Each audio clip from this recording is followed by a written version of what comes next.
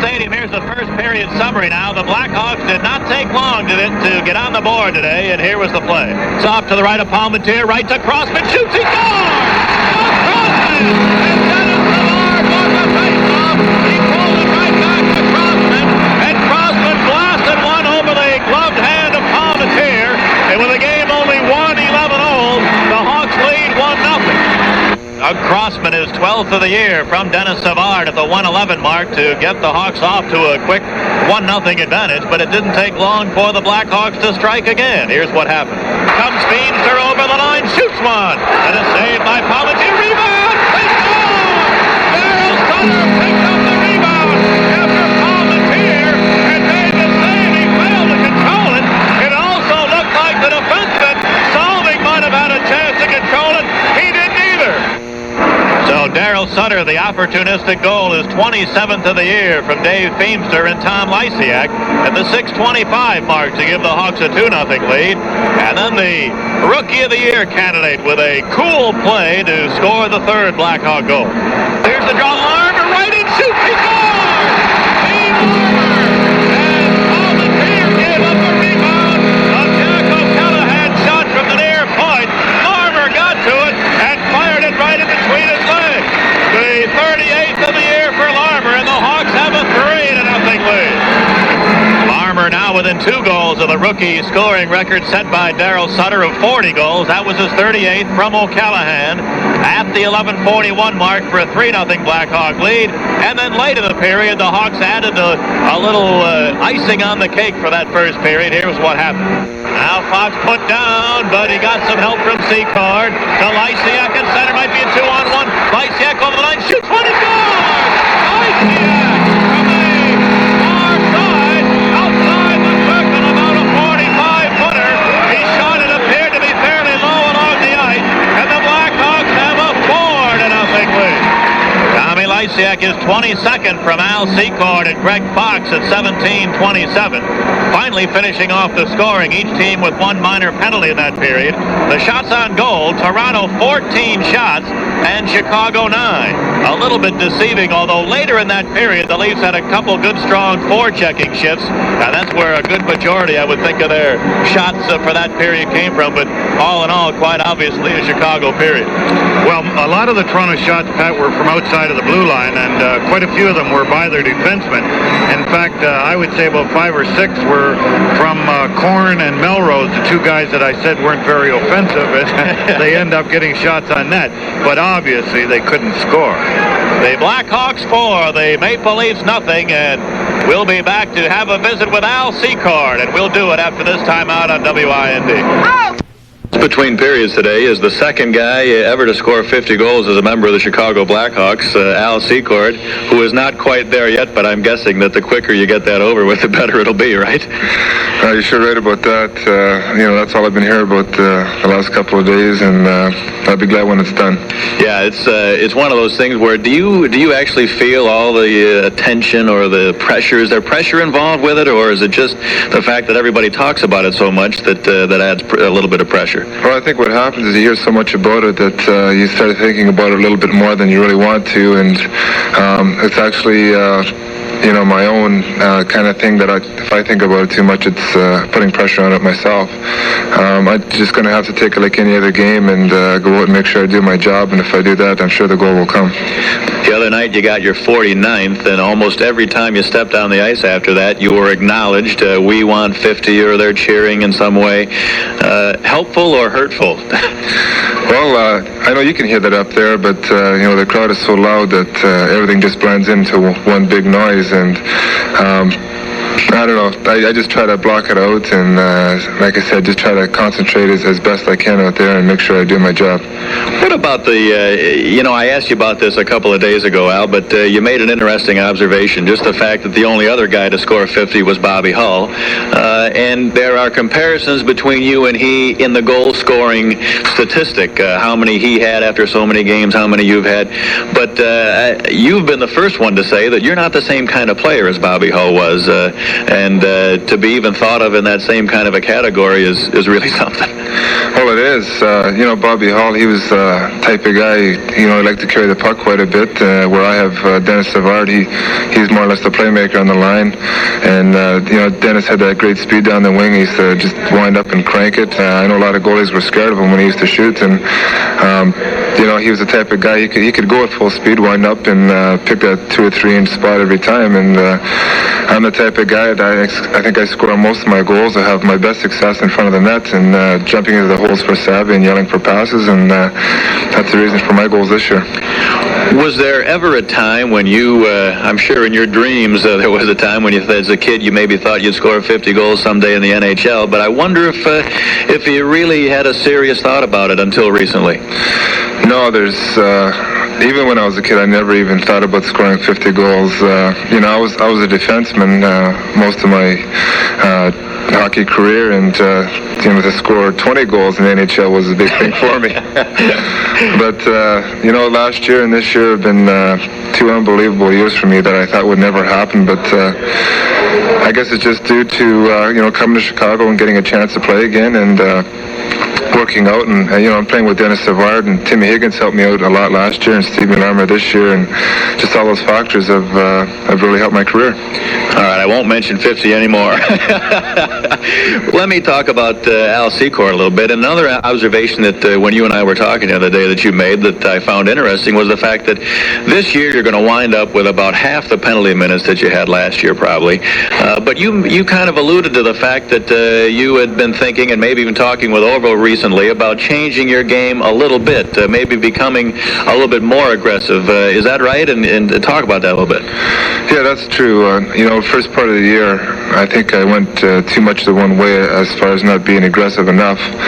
And, the penalty minutes are in half right now, and it's only a difference of 5 goals from last year, so I don't know how much it's helped me. But, I guess it has, because our team stats are, a tremendous improvement over last year. But, I think because I did go too far one way, that I did get away from my game, and talking to Orville recently, that I have to be more aggressive as of late, and remember what I have to do out there, because when I do play that style of game, that's when the goals come.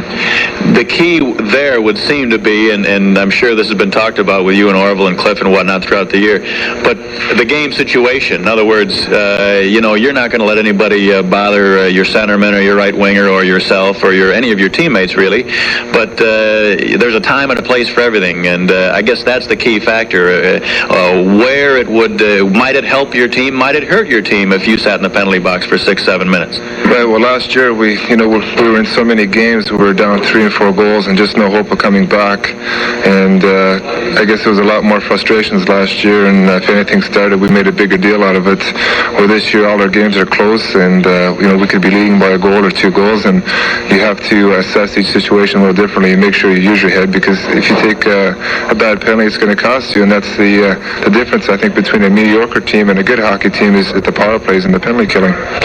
You had only 1 game since last Sunday. Did this week almost off come right at the right time? After so games, the old body starts aching a little bit, doesn't it? Yeah, it's true. It's an 80-game schedule. We're at the 73rd game of the year, and the wear and tear does get to you. And we had 3 days of rest. I don't know about St. Paddy's Day, but 2 days of rest for sure. And we're tired of practicing, and I think everybody's ready to get back into playing these games now.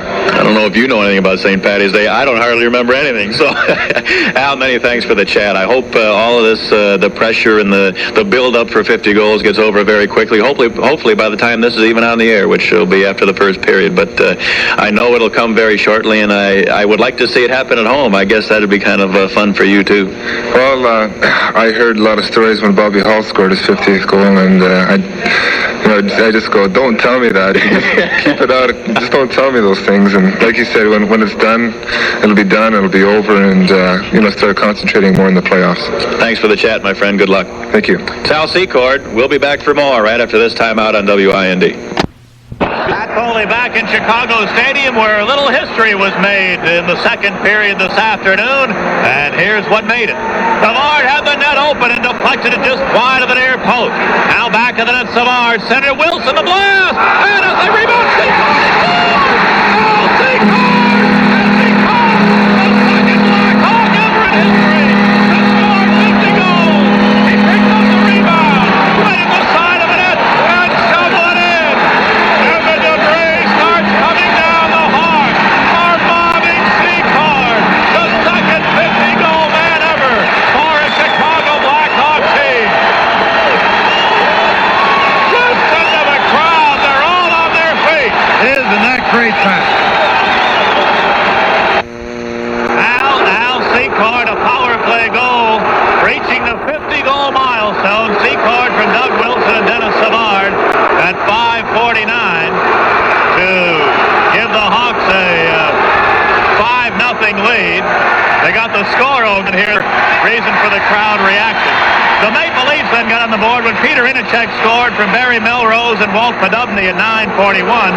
Then Toronto, a power play goal from Dan Daou on a tip-in, assisted by Bill Derlego at the 12:52 mark. And the Hawks wound up the second period scoring when Secord got his 51st. Hawks a little tentative on that particular sequence. Now over the line, Savard just off the bench. Savard, the spinorama into the corner center with Secord. He scores! 51 for Secord!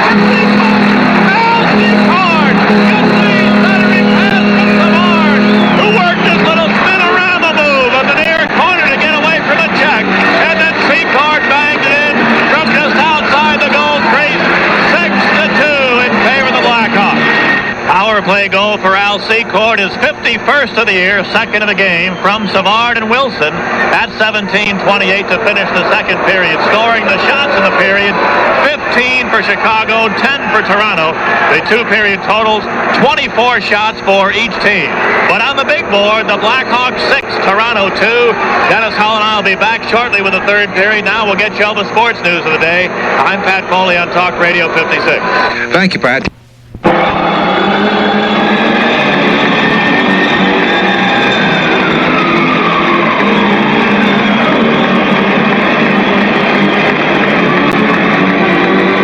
Chicago Blackhawks have won their third game in a row. This one a 7-3 victory over the Toronto Maple Leafs. And we'll stick here and get the 3 stars before we break away. Toronto Maple Leafs 15 for a total of 39. The Blackhawks 7 for a total of 31. Well, strange, Pat. Higgins, after getting a final shift of the game, decided to do a few stops and starts after the game. I don't know if he's playing a doubleheader today. Goal scored by Doug Wilson. Credit the assist to Dennis Savard and Al Secord at 13:53. On the last Blackhawk goal, scored by Wilson, assist to Savard and Secord. Now here are the Robinson Jewelers Budweiser 3 stars of the game. The number 3 star, Chicago's Doug Crossman. The number 2 star, Chicago's Dennis Savard. Budweiser Robinson Jeweler number 1 star of the game, Chicago's Al Secord.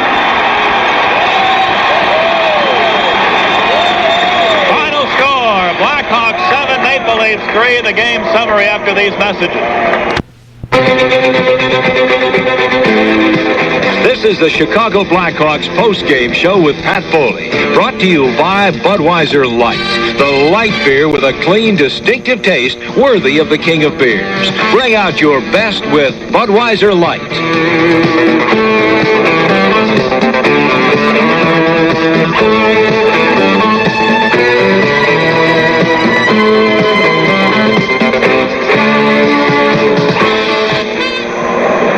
Here's the game summary now as the Hawks win their third game in a row. 18,082 here today in Chicago Stadium, and before many of them were in their seats, the Blackhawks were out in front already when Savard won a face-off in the Toronto zone and Doug Crossman blasted it in. Crossman is 12th of the year from Savard at 1:11 for a 1-0 Hawk lead. Then Darryl Sutter scored his 27th after the Leafs misplayed it in their own zone. Sutter from Feimster and Lysiak at 6:25 for a 2-0 Blackhawk lead. And the Blackhawks got a Steve Larmer goal, his 38th of the year, on a rebound from Jack O'Callahan at 11:41 to make it 3-zip. And Tom Lysiak wound it up in the first period for his 22nd of the year, assisted by Al Secord and Greg Fox at 17:27. The Leafs out shooting the Hawks 14-9 in the first period, but Chicago had a 4-0 advantage going to the second. Then the Blackhawks got a power play goal for the first tally in the second period. Al Secord with his 50th goal of the year, which we will hear in a couple of minutes. Secord from Doug Wilson and Dennis Savard at 5:49 to make it 5-0. The Leafs finally got on the board when Peter Inachek scored from Barry Melrose and Walt Podubny at 9:41, followed by a Leaf power play. Dan Daou with a tip-in from Bill Derlego at 12:52. But the Hawks came back with a power play goal of their own. Secord's 51st of the year from Savard and Doug Wilson at 17:28. The Hawks out shooting Toronto 15-10 in the second period, and they took a 6-2 lead into the third. Maple Leafs got on the board on John Anderson's power play goal from Rick Five and Dan Daou at the 52-second mark, but the Blackhawks equalized that when Doug Wilson powered in his 18th of the year from Dennis Savard and Al Secord at 13:53. The Leafs out shooting the Hawks 15-7 in the third, and for the game 39-31 were the shots favored Leafs. Again, the three stars today: Doug Crossman, the third star. Dennis Savard, who had 4 assists today, was the game's number 2 star. Savard now with 113 points, so he is within 6 of the record that he set last year for points by a Blackhawk player, which was 119. And the number 1 star today, 2 goals, 2 assists for Al Secord, who achieved the 50-goal milestone, the second Chicago player ever to do that. And why don't we have a little listen to that goal number 50 for Al Rocky Secord. Savard had the net open and deflected it just wide of the near post. Now back of the net, Savard, center Wilson, the blast, and as they rebound, Secord! Al Secord!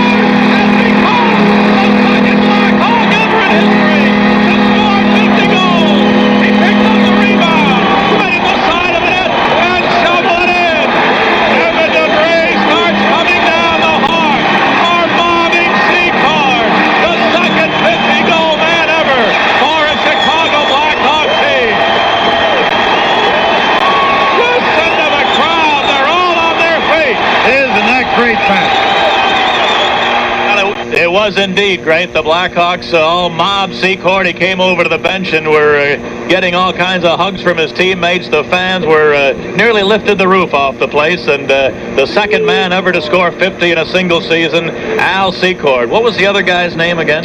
Well, it slips my mind right now, but I think he did it in most cases right here in the stadium. Got a lot of his big goals, and it was nice for the Blackhawk fans. But it was also nice that Al got his here at the stadium. So Al Secord joining Robert Marvin Hull as the only 50-goal man ever for the Hawks. There's your summary. The final 7-3 Chicago. Will have some final comments after this timeout. You've worked so hard and come so far.